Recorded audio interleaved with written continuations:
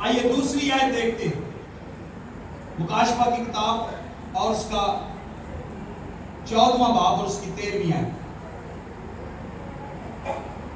آپ میرے پیچھے پڑھیں گے۔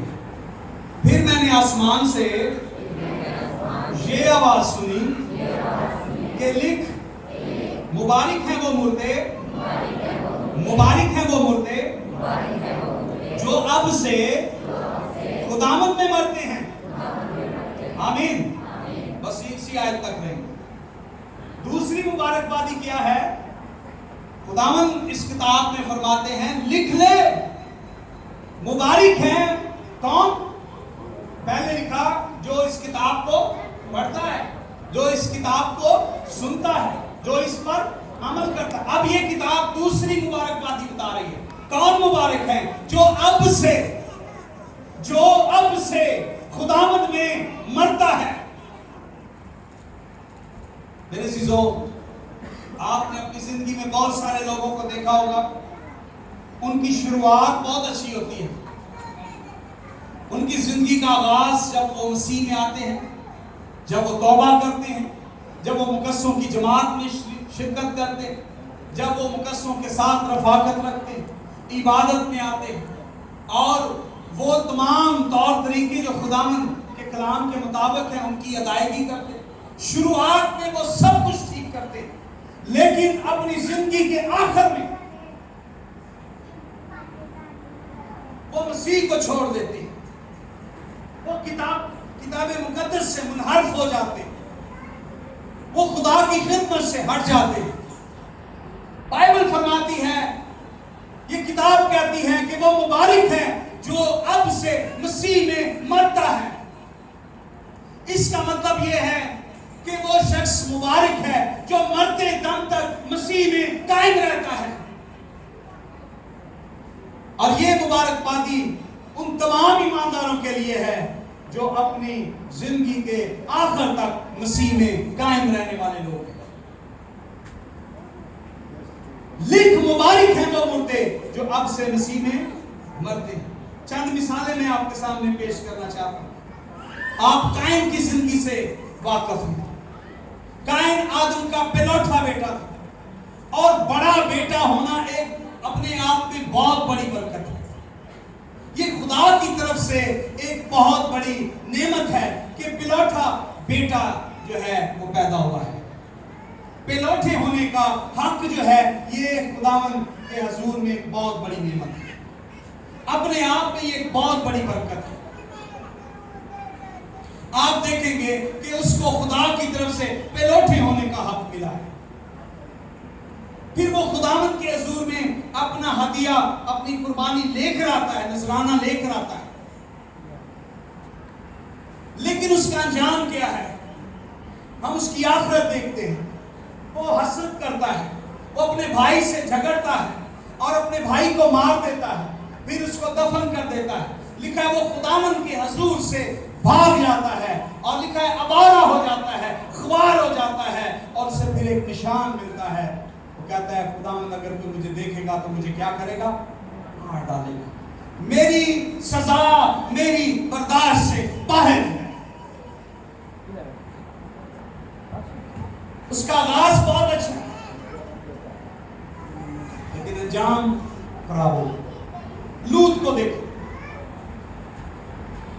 ابراہم کے ساتھ چل رہا ہے،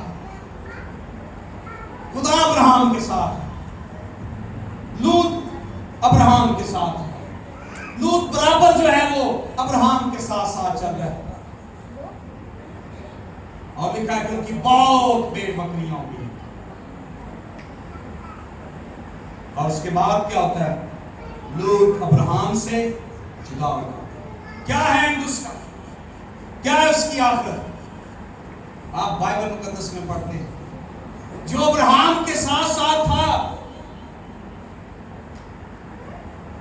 بائبل مقدس میں لکھا ہے اس کی بیٹیوں سے اس کی اولاد پیدا ہوئی تھی، اور خدا نے کہا کوئی موابی کوئی امونی بنی اسرائیل کے ساتھ ان کا تعلق نہیں ہوگا۔ پہلے وہ خدا ابراہم کے ساتھ ساتھ تھا، اب اس کی اولاد جو ہے اس اس کا انجام جو ہے ہم دیکھتے ہیں کہ خراب ہو گیا. مبارک ہے وہ جو اب سے مسیح میں. لوگ جیتے ہیں مسیح کے ساتھ لیکن مرتے مسیح کے ساتھ نہیں. نوح کو دیکھیں، اپنا آپ بچایا، بیوی کو بچایا، 3 بیٹے 3 بہوؤں کو بچا دیا. جیسے ہی کشتی سے باہر آیا کیا کیا اس نے؟ کیا لکھا جی؟ اس نے کیا لگایا؟ پاکستان لگایا. اور کیا پی؟ میں بھی. اس نے کیا پی؟ اور یوں برہنہ حالت میں پڑا جو اپنے بچوں کے لیے زندگی کا باعث بنا. آخر کیا تھا؟ اپنے بیٹے کے لیے لعنت کا باعث. کہیں نہ کہیں قصور نوح کا بھی تو ہے نا اپنے بیٹے کی لعنت میں.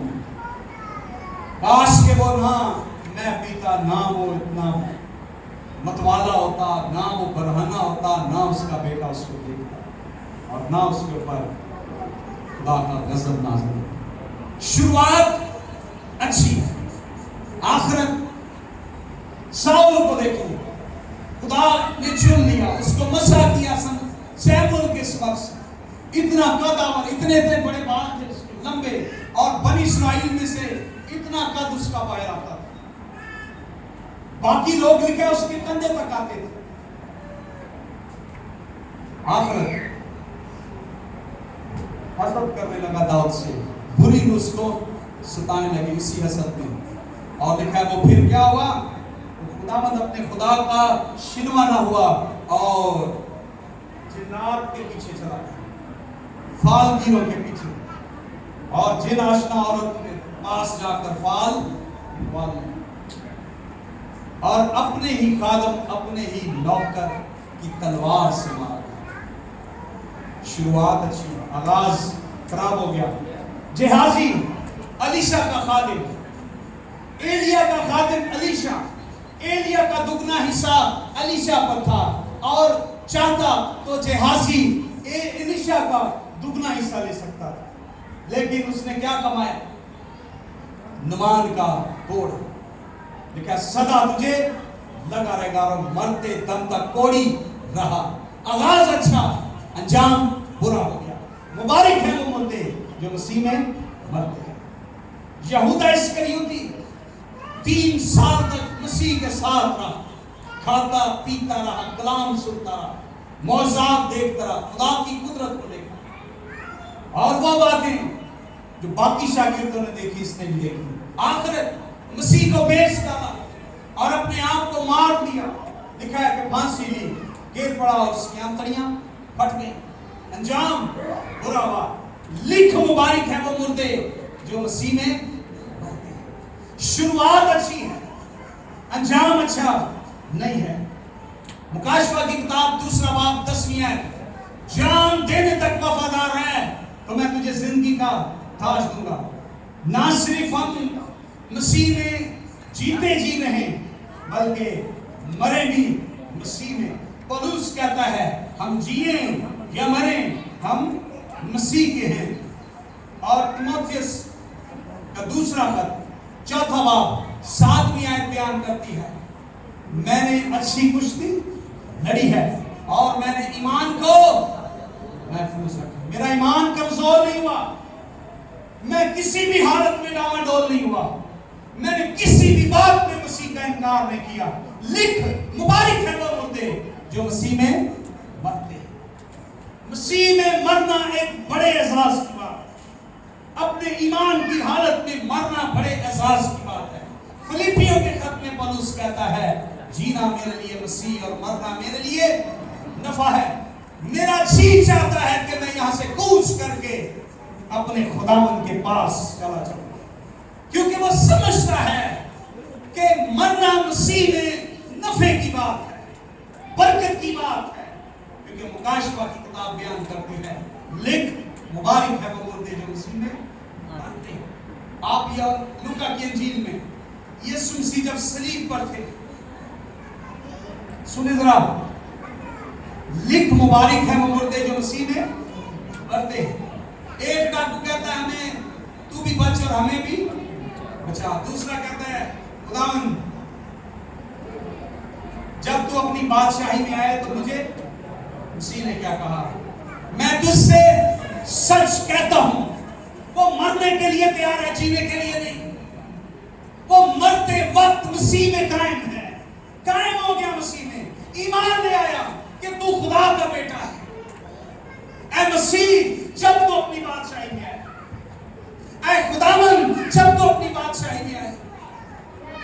وہ مسیح کی بادشاہت پر ایمان لے آیا, وہ مسیح کے اوپر ایمان لے آیا تھا. اور مسیح نے اس کو کیا کہا؟ میں تجھ سے سچ کہتا ہوں. تو آج میرے ساتھ لکھ مبارک ہے وہ مردے جو مسیح میں مرتے ہیں.